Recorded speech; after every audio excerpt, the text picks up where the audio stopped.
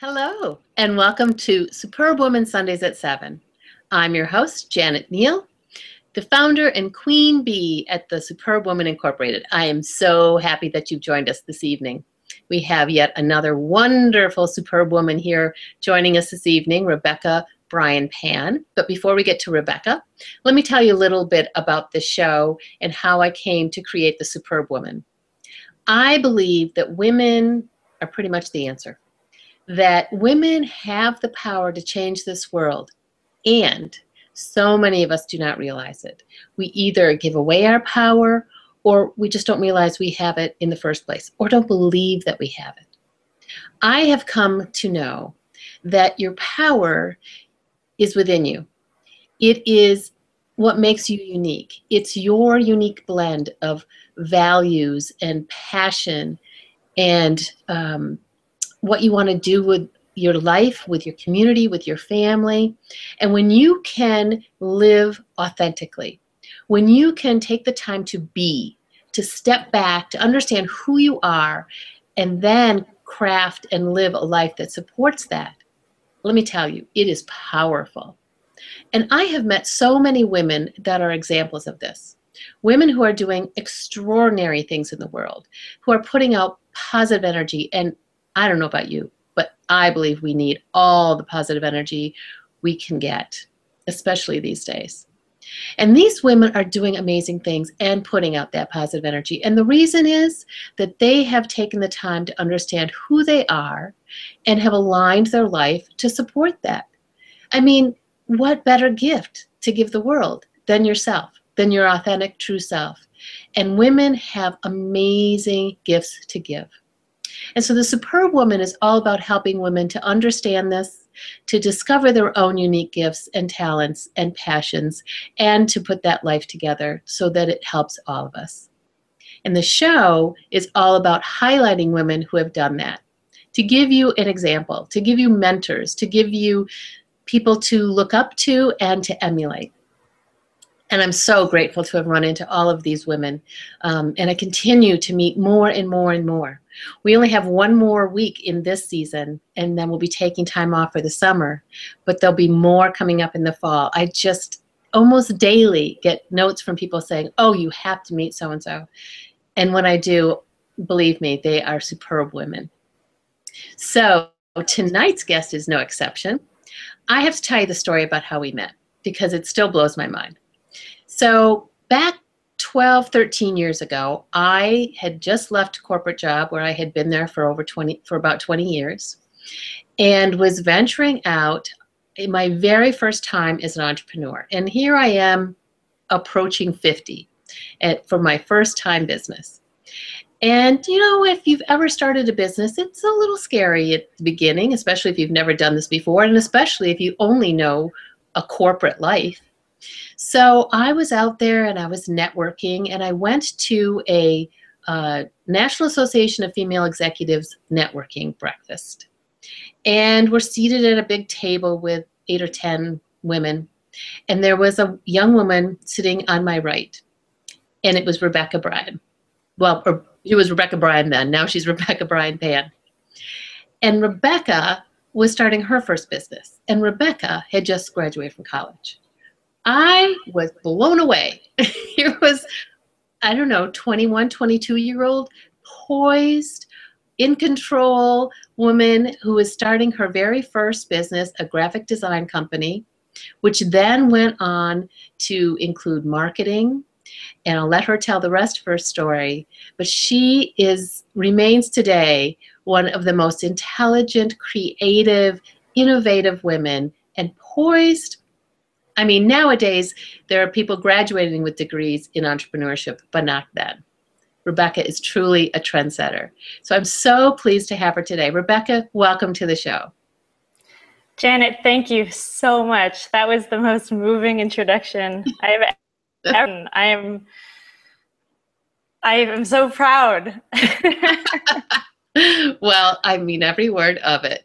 So Rebecca, tell us your story. How did you, well, first of all, how did you have that, I don't know the word for it, to make you want to go out of college and start your own company. How'd you do that? And then tell us, where you went along your path, because I know you've had a couple of twists and turns along the way and new and better things, and then bring us to where you are today. I will. I would love to. It all started by accident. I started out just along the path that I thought was the plan. And after I graduated from school with a degree in graphic design, I assumed that the internship I got would turn into a job. And then the marketing agency in New York started doing layoffs. And they loved me. They extended my internship. I was making a whopping $10 an hour and was good. So I was basically free labor. And they said, we really want to bring you on, but we don't have any budget for new salaries. So I'm living on Subway sandwiches and ramen noodles and making it work in New York City, but it was really challenging on $10 an hour, as you might think. And I started to look at other opportunities, but it was not in any way what I would have thought of as, well, maybe I can run my own business. But I met one person who needed a 6-week-long graphic designer, and he was willing to pay $18 an hour, which was so much more. Right. Almost double. Almost double. And even though it was only for 6 weeks, so it wasn't as stable, I felt like it was the right move, because it didn't seem like the agency that I was at was going anywhere. It was downsizing, and it just didn't seem viable. So I started freelancing for this guy and his company, and was so excited. I'm working directly with customers. I'm taking projects from the beginning to the end. In my internship, I would kind of like touch projects here or there and maybe go in on a meeting with the actual client, but usually I was just kind of in the back. So it was really exciting, and I was telling everybody about it, and people started to ask me, oh, can you design me a logo? Oh, can you design me a gift certificate? Oh, can you just, all these things. And my rate was $18 an hour. So I closed every piece of business that came my way, because that was a very, very, very low rate, which I know now, but I had no idea then. So I started basically this freelance company by accident, and just as a necessity to pay my rent. But it was going so well. I was getting all this business. I was busy, I was billing, and I had no idea what I was doing. And I was pretty sure somebody was every project was like the last one. And everybody would know that I was a complete fraud throughout that entire period. And then I got kind of spooked, and I don't know exactly what happened, but I think I stopped being as excited. It kind of, after about 8 months, it became kind of not something I was talking about all the time. And I stopped going out a lot, and I started watching a lot of Ally McBeal reruns, and the work stopped coming in. And it was chicken and egg, and I don't know exactly which was first, but it all of a sudden it was really hard. And I talked to my dad, who is my longtime mentor, and we tried to figure out, how can I get out of this funk that I'm in? I'm really, really fucking lonely and not talking to anyone, dreaming about Ally McBeal and all of her friends. And it was, so I started basically my first co-working space, which is I think it's my lifelong calling. I'm not entirely sure, because I haven't lived my whole life yet, but I started working in a shared space. A friend had extra space. She invited me to go, and immediately I was no longer depressed. no longer watching 12 hours of TV a day. Business was coming in, and it was a really pivotal moment for me, recognizing that I am my best self around other people. Yeah, that's a big thing to recognize. It was big, and it wasn't something my father, who gives me such sage advice in so many ways. He is really good at working alone. And so he couldn't help me through this challenge because it wasn't one that he experienced himself.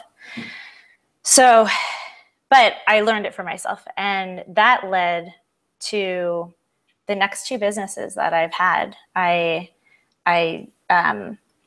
grew my graphic design firm. Oh, first of all, I incorporated. Then I grew it, and I brought on staff, and it actually still exists. I sold it in 2010. And I'm very proud of the work that still comes out of it. I have nothing to do with it. But not only did you expand it, but you expanded it by coastal. Yes. Yeah. Well, in 2007, I decided I really wanted, my company was 5 years old. We had a big 5-year, we called it our 5-year birthday party. We threw a big party, and it was so exciting, and our clients and family, and my grandma was there, and friends and future clients. And after that, I got so bored. Isn't that terrible? I was like, it was so stable, and it was a success, and then it just wasn't interesting anymore. So I started to think about, well, I don't know what I want to do, but I also know that I don't really want to be in New York anymore. I came for a boy. The boy worked out for a period of time. The boy stopped working out, but I was still in New York and trying to figure out, okay, not sure what I want to do with my career, not sure where I want to do it, but I do know it's not in New York, and clearly not with that guy. So I made the decision to open a second location of my agency in San Francisco. And that was terrible timing because it was right before the 2008 recession, but it was also the best decision because San Francisco is like part of my family. It's just the city for me. I love it. It gets me. I get it in a way that I never really felt about New York or Philadelphia, which is where I lived prior. So I opened a second location, and things started to collapse right after I did that. And the easy decision was, well, just go back to the East Coast. Building business is easier there. Your network is there. But it wasn't even an option. I was totally committed to San Francisco, and really happy, even though I was so stressed and didn't know if I was going to be able to pay my bills and was carrying way too much overhead. I still had an office and staff in New York and doing the same in San Francisco. So I started to look at, okay, I know I don't want to have this career anymore. I really love all the things I learned about marketing and branding, but I want to bring those to another company. Mm-hmm. So I started looking at different opportunities and just kind of keeping my eyes and ears open. Maybe I would start another company. Maybe I applied for a couple of marketing director jobs. I applied to work at a nonprofit. And what ended up happening was a friend of mine basically pitched me on coworking, which is collaborative work, a collaborative workspace. And this was way at the beginning. That's a word you might know, you might not be familiar, but at that point in 2009, it was not a familiar term. Right. But my friend Jamie said, we really need a place. I'm working from home. and have my big plotter printer in my living room, and you're working you don't like what you're doing, like we need to switch it up. Let's open a space where everybody that we want to work with is there. And we'll refer business to each other, and we'll share resources, and I'll get out of my living room, and you'll be around awesome people again, because I was alone again in my office in California. And I was like, yes, of course we have to do that. I will make that happen. If you'll be my partner on this, I will do that. And that started the last 6 years of my career, which have all been around coworking and building communities for all of the lonely people that need people around them to do their best work, or just don't like the vibe of working out of their home or their local coffee shop, or that just doesn't work all the time for them. Then there were so many people like me, and I've been able to help thousands of them. So that's been pretty amazing. That's fabulous. That's fabulous. So you mentioned your father as somebody that's been influential in helping you. Is there anybody else that's been helpful on your path? Yeah, there are two other people. My husband, Jason, who has run his own company for many years and has so much advice and insight and wisdom around hiring and training, protocol and systemization and operations, and just thinking creatively about, he gave me an analogy when we first started dating, that your business is kind of like keeping 100 balls up in the air, or 100 plates spinning on top of poles like they do in the circus. And at any point, one of those the ball is like the furthest down, or the plate is spinning the most slowly. And if you're always working on, so that's basically like, what is the biggest challenge your company's having, or you're having personally, and really working to raise that level, and then take the next and focus on that and raise that up. And then eventually all of those, kind of 100 components of your company or your life will have elevated, and then you kind of start over. And that was the first time I was like, wow, he's got knowledge. So he's another one. And then Amir, who is somebody that I would call my mentor. He's helped me with personal things and business things, and helped me start a nonprofit for children's literacy. Just a brilliant, kind, and generous man that has given me a lot of really good insight. Nice. Tell us about your nonprofit. Are you still running that? No, we closed it. It was based in New York, and when I moved to California, we kind of put it on hold. It was something that I started with one of my very closest friends, Delphine, and it was really fun to work on it together in New York. When I moved to California, it stopped being as much fun and as rewarding, and kind of became a responsibility that neither of us were very committed to hanging on to long term. But we raised many thousands of dollars and collected thousands and thousands of books. So we made a little impact. That's excellent. Excellent. Well, one of the many things I like about you is this willingness to grow and to change and to step back and take a look at yourself and to see what works and what doesn't. It's very much aligned with what I talk about with a superb woman, really taking the time to be. And another thing I talk about is the shoulds. how I have seen that superb women have learned to let go of shoulds in their life. So what's a should that you have let go of? I think that the biggest should that I didn't really realize I was living under was the career should. And, you know, I grew up with wonderful parents who were well educated and smart and really helped me as much as they could.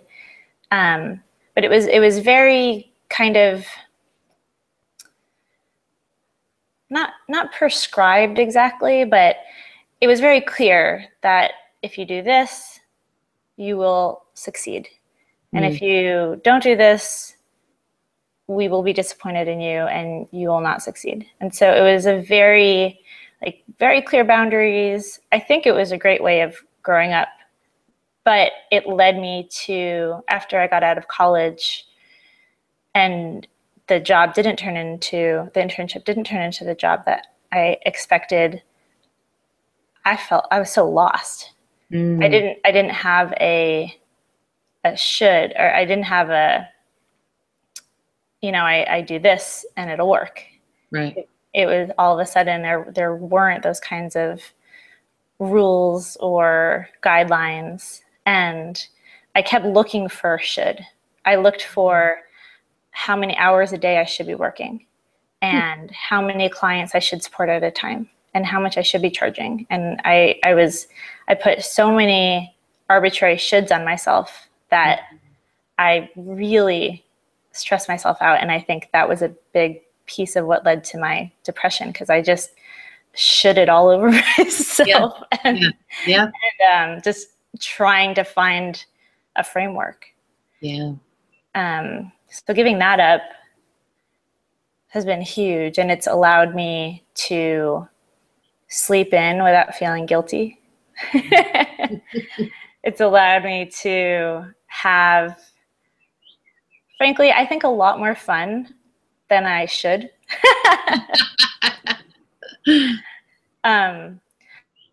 But it's definitely let me take the pressure off of myself a lot. Excellent. Excellent.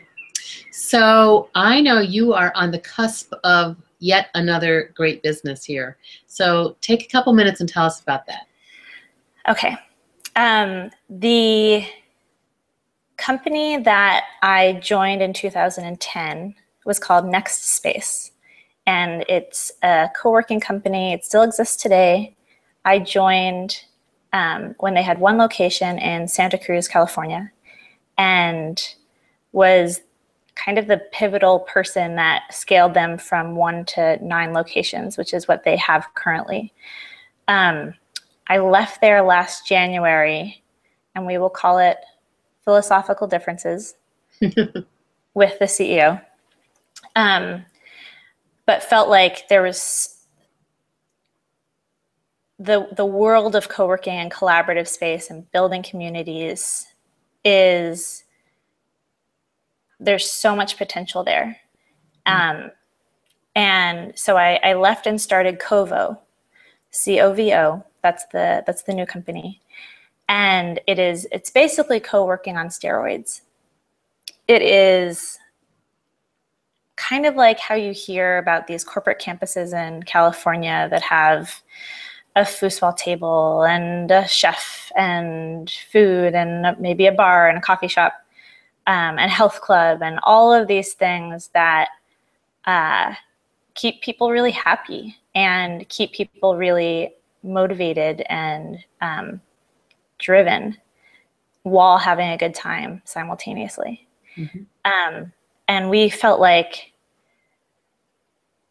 why is that just for the Googlers or the Facebook people of the world? Why is that not accessible to everyone? Why is that not accessible to the Rebecca of all these years ago when I was working from home alone? Because that's something I would pay for, something I've paid for multiple times in the past and in different incarnations. And so we started to look at, what if we create a space that is phenomenal coworking and has all of these additional amenities, has a coffee shop, has a bar, has other retail elements, has a bank branch, has a health club, has residences, has short-term stay, all sorts of things that we need and want in our lives. And wouldn't it be great if it was just right at our fingertips? Wow. So that's the idea for Covo. That is a pretty grand idea, which I recognize. Yes, very and, good. And so we decided to prove the concept with 3 of those components: phenomenal coworking, a coffee shop, and a wine bar. And we chose those 3 because A, they each really benefit one another, and B, they have their kind of peak hours at different times during the day.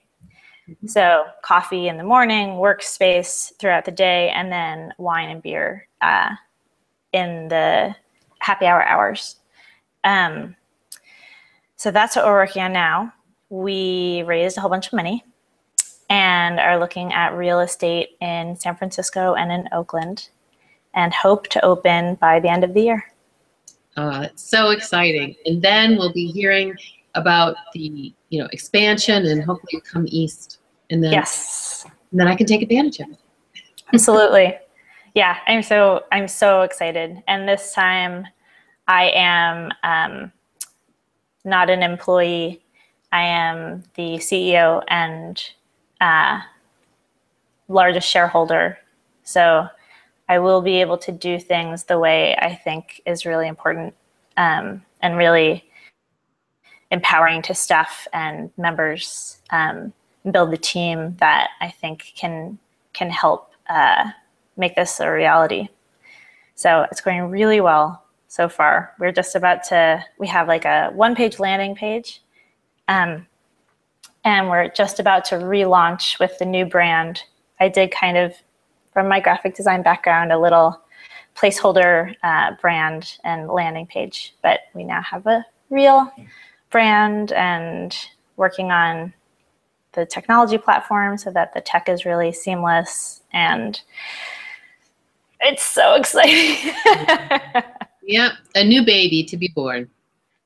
Yes, a new baby to be born. Fabulous. And we are also working on getting pregnant.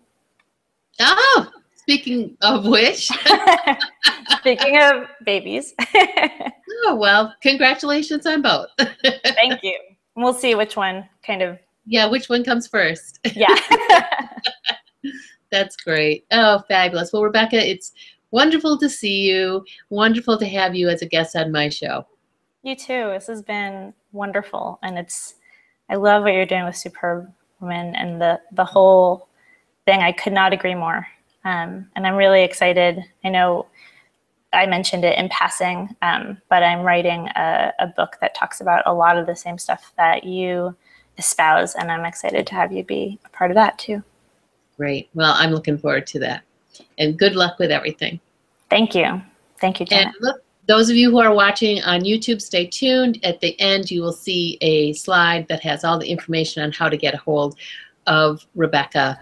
Otherwise, go to Covo, Covo.com. And you can Hello, Covo. Oh, sorry. Hello, Covo. Yes. .com. Yep. Great. So thank you again. And next week, my guest is going to be Betsy Myers. Now, Betsy, you might have heard that name before because she was in the Clinton administration working on issues to do with women, among other things. She also started Women in Business Center at Bentley College. So I'm very excited to have Betsy as my guest next week. So please make sure you join us then. And also, if you are a woman who works in a high-pressure job and is a mother, take advantage of our new offering that we have called the Personal Coach and a Personal Advisor and Coach, the PAC. offering. Somebody who's available to you when you need it, a text or a phone call away when it works for you. So you can go to my website at thesuperbwoman.com, go to the coaching offerings, and you'll see more information about that. And there'll be a slide at the end of this, this presentation as well. So thank you again for watching this week on Superwoman Sundays at 7. And please have a wonderful, superb week, and we will see you next week. Take care.